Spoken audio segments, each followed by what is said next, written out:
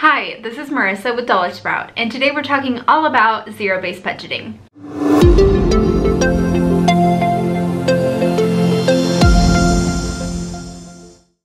I love zero-based budgeting for many reasons. It is a fantastic tool for you to be able to accomplish your financial goals while still being able to enjoy life. A budget allows you to control your money and tell your money where to go rather than letting your finances control you. And one of my favorite things about a budget is that it gives you permission to spend. I know a lot of people who feel very uncomfortable with the word budget. For many, as kids, they were often told that something that they really wanted just wasn't in the budget, and have now become adults who just dread budgeting.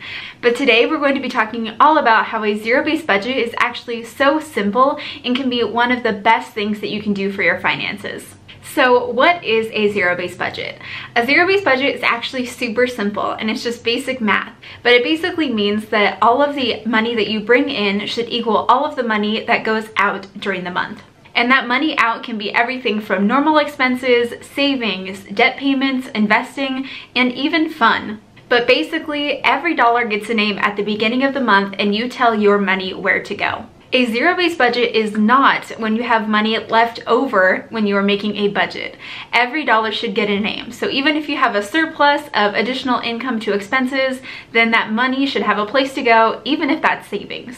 So a zero-based budget gets its name because of all of the money that you plan to bring in should equal all of the money that you plan to go out, meaning that it has a net zero. So how do you create a zero-based budget? This is also very simple. The first thing you want to do is decide on a budgeting platform that's going to work best for you, whether that is with Excel or an app like Mint, or even just the standard paper and pencil. The next thing you'll want to do is write down all the income that you plan to bring in during the month, whether that is from your day job, side hustles, or any other additional money. Write down the grand total of everything that you expect to bring in for the month. Next, write down everything that you need to spend money on this month, whether that is normal expenses like your mortgage or rent, utilities, cell phone bills, or putting money towards your debt payments like student loans or a credit card, even your investments and your savings. Write down all the things that you plan to have money go to this month and assign each one a dollar value.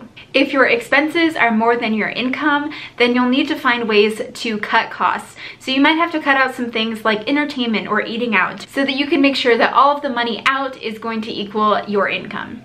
But if you end up having more income than expenses, then find a place to put those extra dollars, even if that's to things like savings. If you end up having a surplus at the end of your budget and you don't assign it somewhere, you may find that it'll just disappear on random things. So make sure that you truly do assign every dollar a name with your zero-based budget. I personally love using Excel to create my zero-based budget because I'm able to use a formula that calculates the total income that I plan to bring in minus all of the money that I plan to spend for the month. And there I'm able to make the necessary adjustments in my Excel budget to be able to make that number equal zero. It's so important that when you are creating a zero-based budget, you make a new budget for every single month. And that is because every month varies. You're not going to have the same exact expenses every month, so it's important that you make a new zero-based budget that will be applicable to each month. So now you have created your zero-based budget, sitting down at the beginning of the month to plan out every single dollar that you plan to bring in and assign it a category before the month even begins. But that is just the start when it comes to budgeting.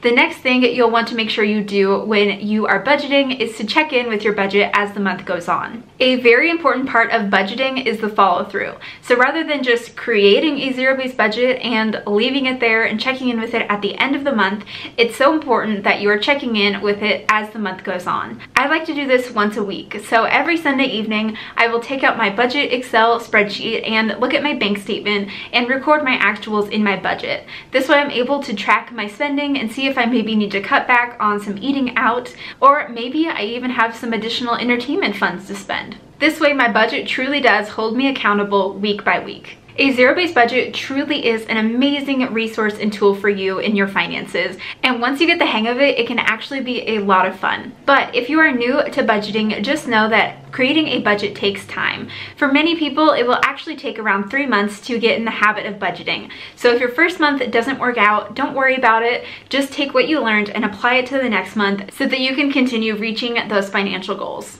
I personally now am a huge fan of budgeting, and it's something that I always have open on my computer, analyzing my budget. I am a complete budget nerd, but it wasn't always the case. When my husband and I were first married, it took us a few months to get in the habit of budgeting, and the first months were actually pretty terrible. We didn't give ourselves enough money for food, and we were trying so hard to pay off our debt that we were sacrificing so many other things in our budget. But as time went on, we began to learn how a budget can be really useful in paying off debt, but also useful in still enjoying life. So we began to give ourselves a little bit of permission to go on a couple dates a month and still be able to work on paying off debt and saving for an emergency fund. All that to say, I'm so thankful that we still kept in the habit of budgeting, because it's now something that I don't think I could go a month without doing. I hope that this video was helpful for you in learning more about zero-based budgeting and how it can be such a useful tool in your finances. If you enjoyed this video, don't forget to give it a thumbs up, and also don't forget to subscribe to the Dollar Sprout YouTube channel for more videos, and leave us a comment down below and let us know what is your thought on zero-based budgeting. And we'll look forward to seeing you in the next video. Bye.